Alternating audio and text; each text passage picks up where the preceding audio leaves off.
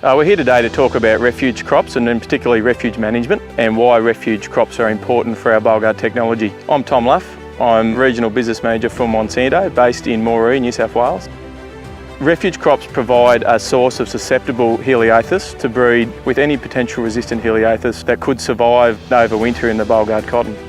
The purpose of a refuge is to breed up moths that haven't been exposed to the Bulgard gene and would still potentially, if came in contact with the Bulgard genes while they're feeding, would die.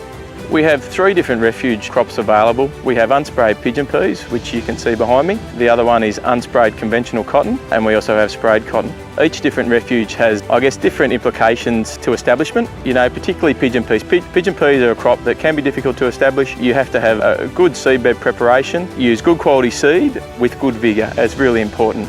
A minimum stand for a refuge is 4 plants a metre. In general, cotton is a little bit more robust at coming out of the ground. The lessons you learn with your Bulgard cotton can be carried through to your refuge. Some factors to keep in mind when you're growing dryland cotton. Your refuge, be it dryland pigeon peas or conventional cotton, must be planted before you plant your Bulgard cotton. The reason that is that obviously in dryland situations, moisture can get away on us, and as that moisture dries back, we don't have an opportunity to make sure that refuge can get established.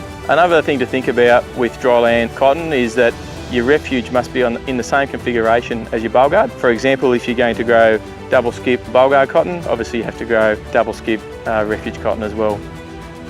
There are a number of different registered products in pigeon pea crops to control an array of weeds. The key weeds to think about controlling are your broadleaf weeds. Obviously we do have some wonderful control of grass weeds in our pigeon pea system, but we might need to plan ahead and put some residuals down to control our broadleaf weeds. What we're looking for though is a fresh actively growing plant, that the top leaves are cool and that we do have flowers emerging and something that is going to be comparable to the Bulgard.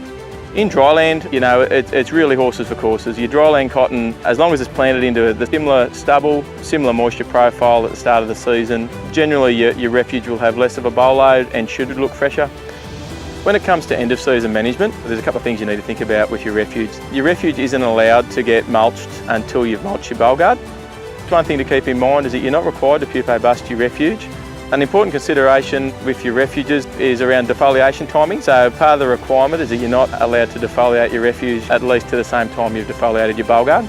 It's vital that growers like yourselves do everything possible to maintain a healthy refuge, get a good establishment, manage your crops for weeds throughout the season and maintain a healthy, attractively growing crop. If we do that, we'll have the Bulgard technology for many years to come.